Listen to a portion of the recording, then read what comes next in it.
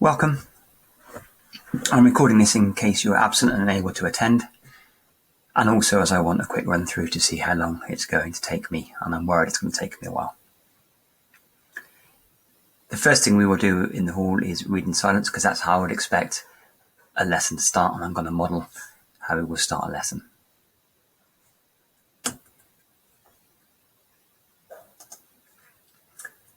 We're then going to move on to the silent do now phase, which is phase 1 of our lesson.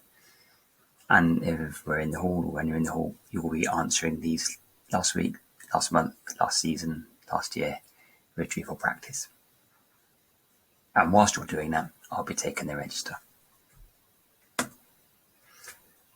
So this is the recording for the outcomes meeting, Monday the 19th, 2020 of October. That's about teaching and learning policy and our appraisal and CPD for this year.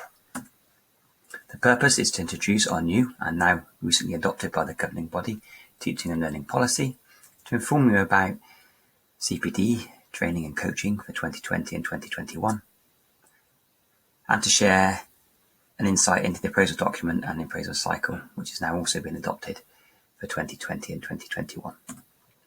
So first up, where are we? What is the outcome of our teaching and learning? We're on a 3-year declining trend with some subjects in the lowest 1% nationally. We have large school in variation in progress. We have some subjects that are in the top 25, top 30%, but we have some that are right towards the lower end in the lowest 10, lowest 2 and lowest 1%.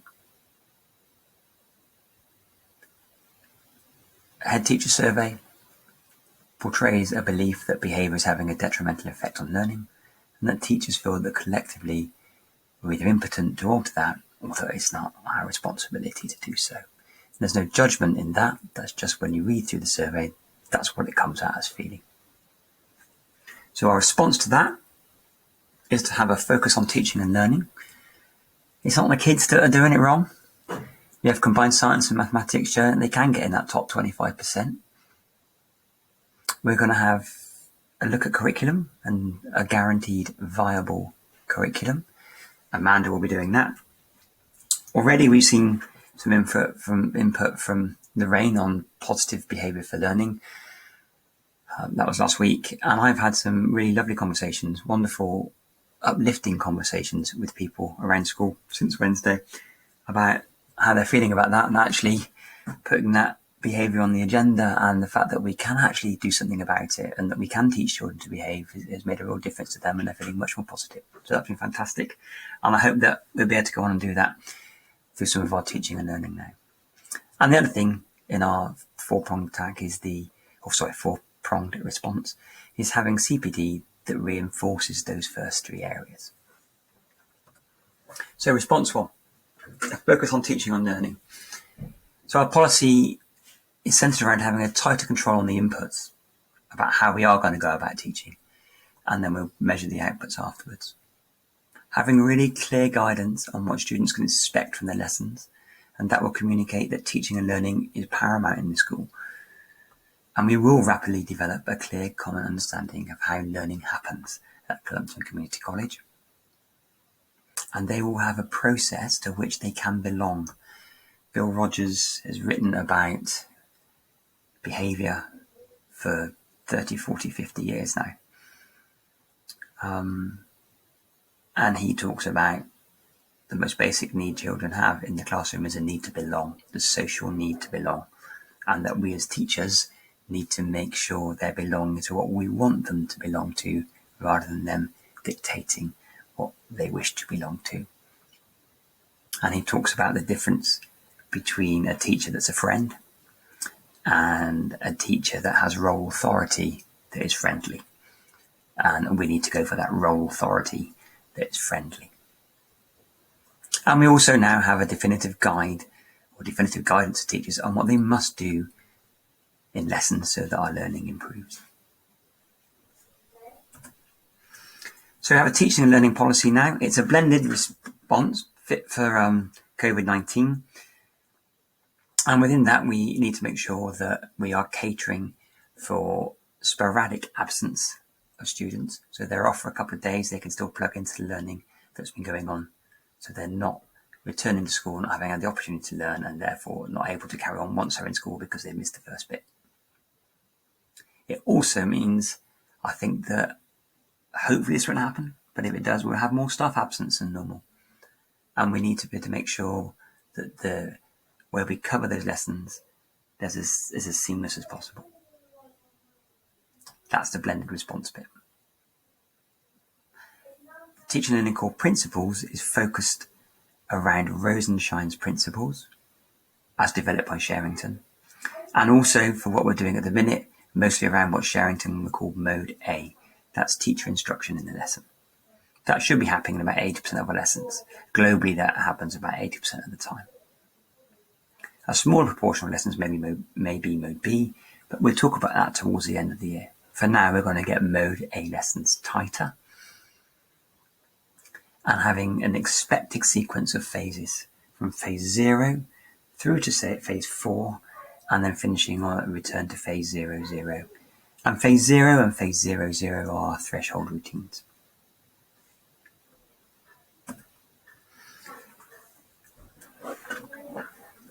So our phases are built heavily around Rosenshine's principles of instruction. Phase 1 through to phase 4 is the curriculum content, how we teach the curriculum we want to do. Phase 0 and phase 0 are our thresholding, and that's the behaviour expectations and the behaviour teaching of behaviour that provides the sandwich, the bread in the sandwich, or the bread of the sandwich, for our filling of the curriculum content. And that curriculum content bit is built around Rosenshine's principles: reviewing material, questioning, sequencing and modelling, stages of practice, and then finally reviewing material. I'm only going to talk really today about P0, P1 and P00. So phase 0 is the entry to the lesson, and I've put in brackets here, it's in COVID times. We're heavily using the ideas of Tom Bennett. Some of you may have read that book. I know quite a few of us have begun to listen to a couple of his podcasts that are really quite inspirational. So, phase 0, entry into the learning routine. We welcome every student into the lesson in a formally established routine and signal that focused learning is now starting. Students will already be in the room when you arrive. They should be reading or conducting self-study. You shouldn't be up and walking around. And the last teacher who was with them should have left them reading in silence or conducting that self-study on their Chromebooks. We've just got GCSE Pod. That should be left for you when you arrive. So when you arrive into the room, they should be reading in silence or conducting their self-study. You're going to wipe down, set up as they continue with that study or reading. You're going to check your IT, make sure you've got enough battery in your Chromebook. You're going to look for the connection to the TV and projector, find the remote. It should be left in the top drawer. That's part of the exit phase 00 we're going to talk about in a minute. And of course, check all the windows and doors are open to make sure we've got good ventilation. And when you're ready to start, you will ask the student to close their books, Chromebooks, and stand up behind their chairs in silence. You may decide, I might change your wording there, that they're not going to go behind their chairs, because sometimes in some of our rooms they're quite cramped. Getting behind the chair is actually quite a palaver, and they're better off just standing up. But they will be stood in silence, waiting for you to start the lesson. You'll welcome the students to the lesson. You'll instruct the students to stand as the focused teacher-led learning is now starting. You'll scan their room for uniform and equipment.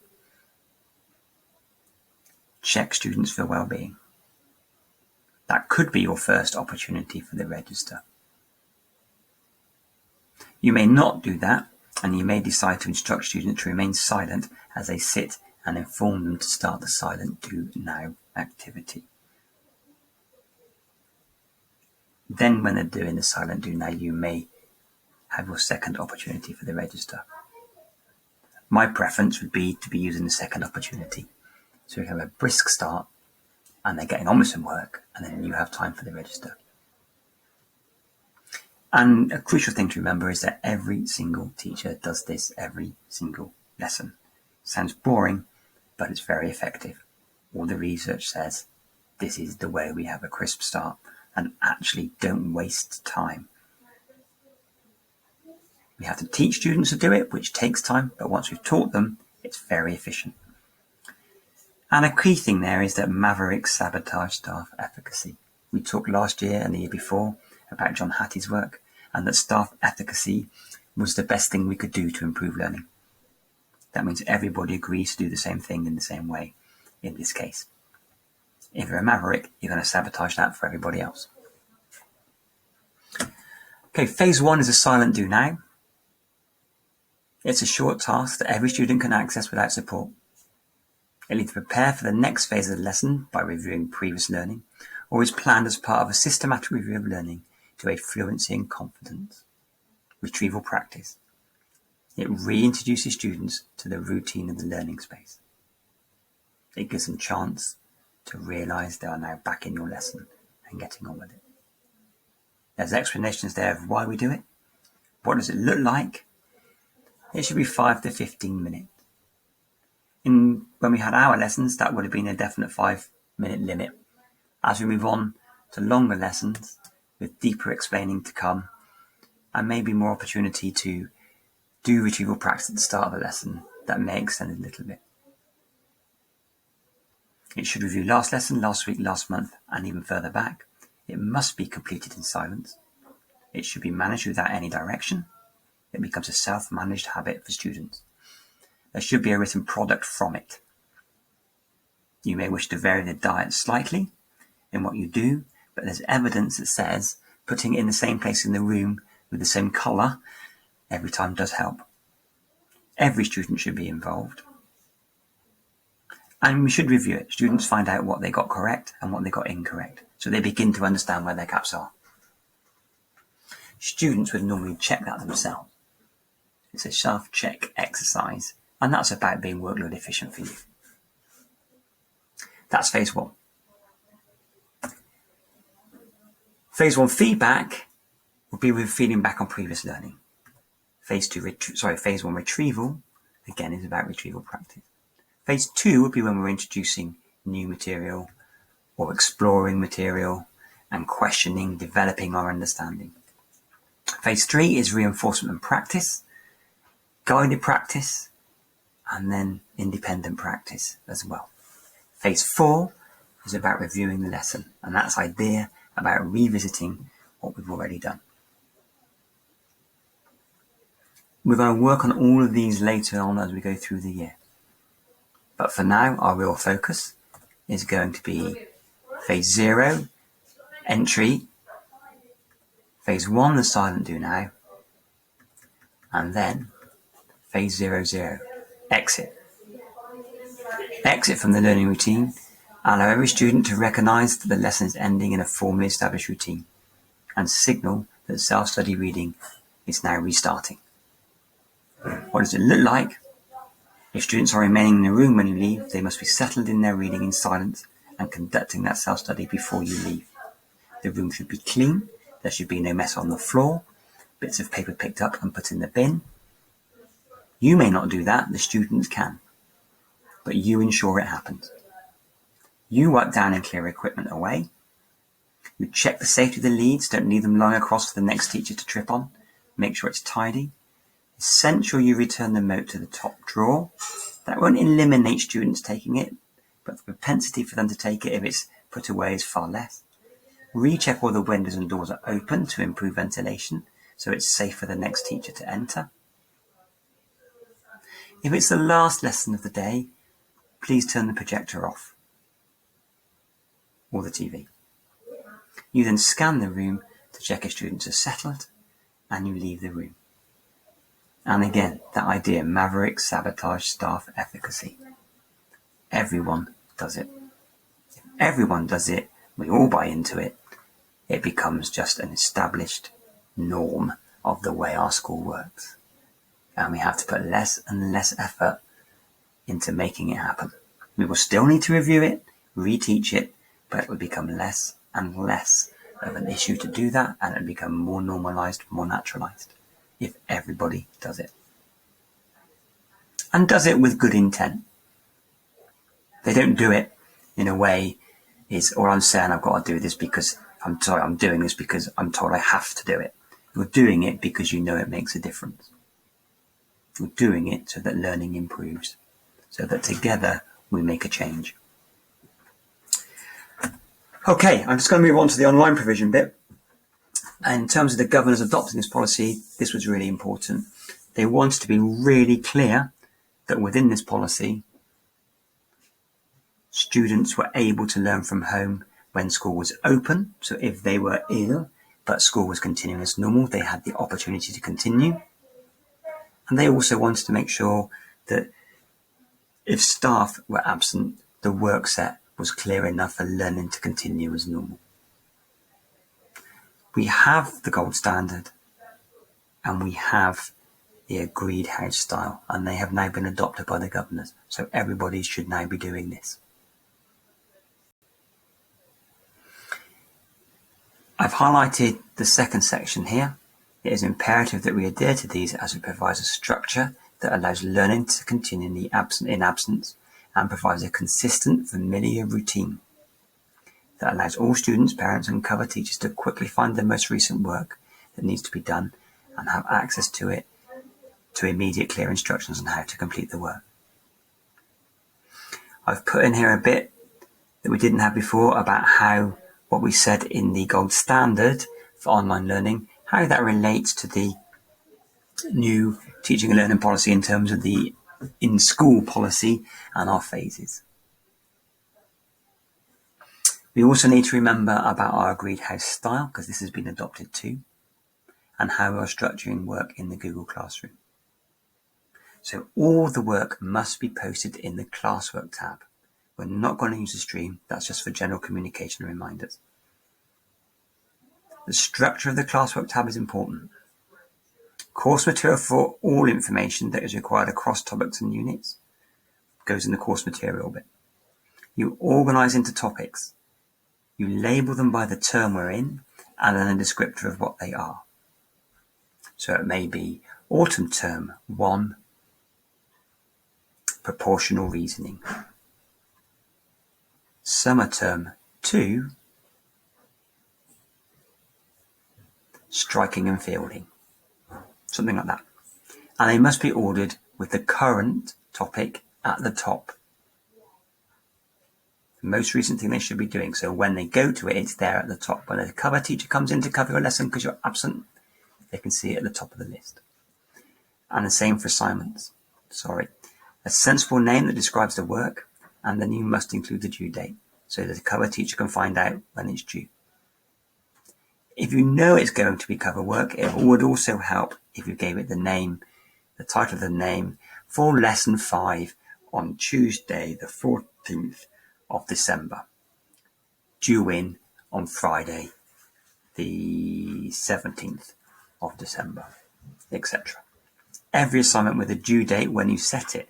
That's not a due date in the title, it's a due date when you set the assignment, because then it will pop up in the student's to-do list. It makes it much easier for them and their parents to manage their work. Objective at the top of the instructions. The instructions must be in the instructions list, not embedded in the content.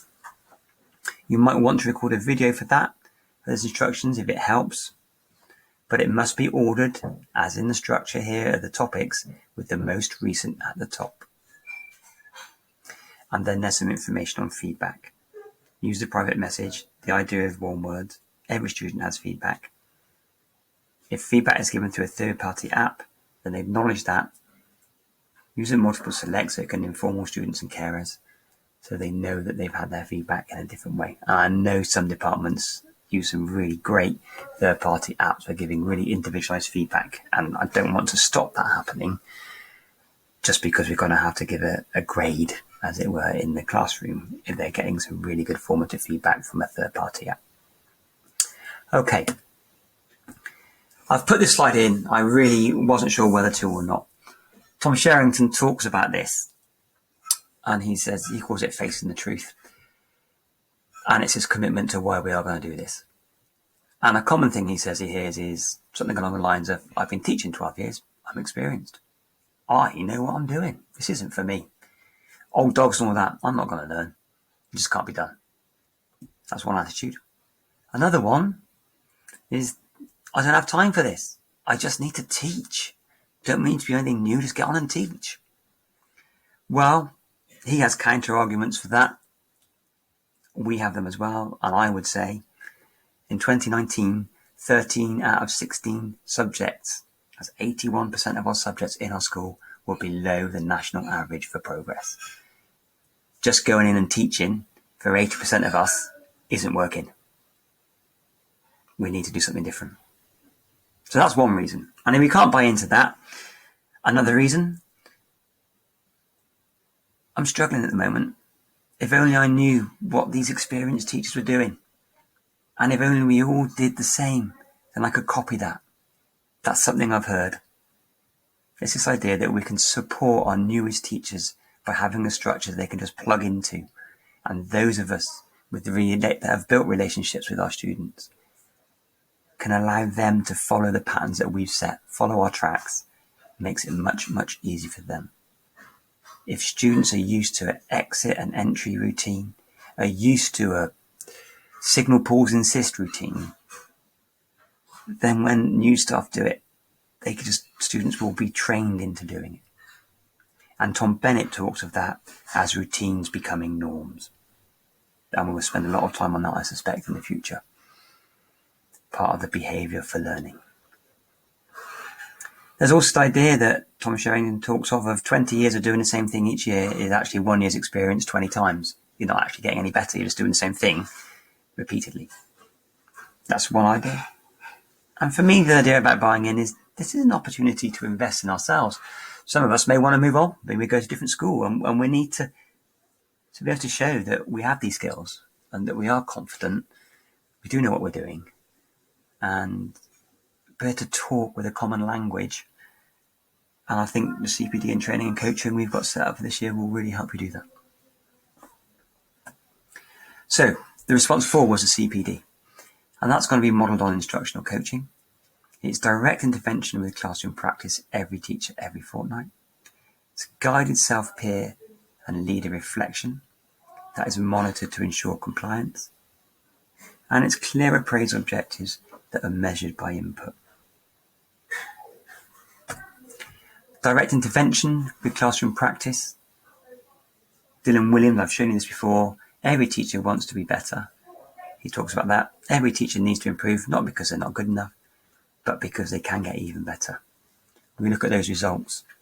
13 out of 16 subjects below national average progress.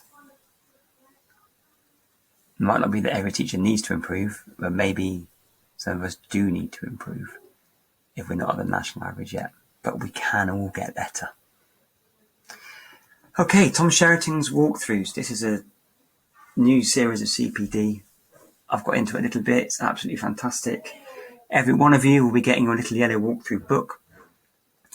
And it's a collection of simple guides to improve instructional coaching in 6 areas.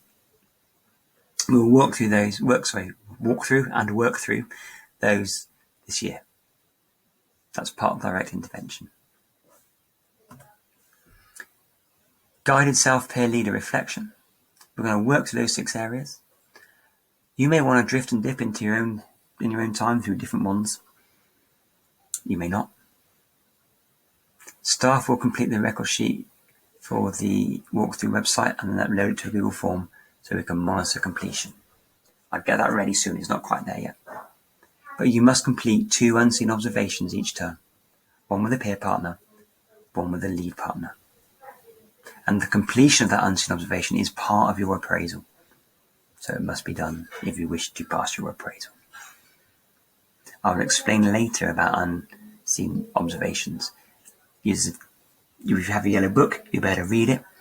And I'll also show you where we're going to structure our CPD. And you can click on the link there for you. Okay, the last thing is that appraisal. We're not going to have Blue Sky anymore. That will save us about £2,000, and we can invest that in direct practice in the classroom, improving that. So our appraisal document will now be just a normal Google Doc that we share and type into. Okay. The appraisal document as it is has been agreed by governors and we will go forward with it. I'll come back to appraisal in a minute. I just want to talk about what we're going to do this week in terms of our first walkthrough that everyone's going to have a go at, just to see what it's like. And I've chosen signal, pause, insist. As the term's gone on, I think we've got increasingly tired. It's been a very different way of teaching for lots of us. The stress points in the day are different than they used to be. We may not have our colleagues around us we used to. I think a lot of us have enjoyed having new colleagues around us, but other of us and the ones who enjoyed it haven't had our normal structures of support. One thing I've noticed is people's voices are getting tireder and tireder. So signal, pause, insist could really help with this. So signal, pause, insist is where you choose a signal, you pause, and then you insist on silence. And this is in order for us to be able to communicate with our students effectively. So if you're confident with it, jump straight in and go. Or if you're not, Tuesday, pick your best class, try it with them, but you'll need to teach it to them. Wednesday, you're going to stick with the same signal, or did you learn yesterday to do something different? Maybe a longer pause, get confident. On Thursday, you're going to do it with all classes, and you're going to use that confidence. And Friday, you're going to reflect. You might even do a bit of student voice of the classes you've taught, see how they found it, have they enjoyed it, have they found it's easy for them to know when to focus, and then just reflect on how is your voice. I've done this with my year 8s for the last 4 weeks, and I'm still working on it. It's not a done deal by any means, but I've got better at it. And my voice at the end of those lessons is definitely better than it was 4 weeks ago. So my signal, pause, insist is really straightforward. It started off as 3, 2, 1, silent. And I click my fingers and hopefully it'll be silent. And to start with, it wasn't. And a little bit of feedback taught me that actually that really sharp click, the audible bit, students hadn't heard the 3, 2, 1 silent, but they did hear the click. So I've changed it. And my signal now is the instruction you want. Okay, you're ready to stop now. Thank you very much. 3, 2, 1, silent. I do the second click. The second click is there because after the second click, anyone who's talking or not focused, immediate C1. And that's worked really, really well. There is no excuse. They can all hear the first click. They know then it is utter silence. And there's a second click. In terms of us managing that, the thing I've liked about the second click is I can actually just give them that extra 2 seconds or maybe 3 seconds until everybody is listening, and then give the second click so I know that everybody is silent at that point. That's the my insist bit. It allows them time to learn it. The time between my 2 clicks has got shorter and shorter and shorter as students have learnt it. I'm almost at the point now where I think I could ditch the second click. I don't think I will because I've taught them it's the 2 click. So what I might end up with is the 3, 2, 1 silent and have 2 very rapid clicks.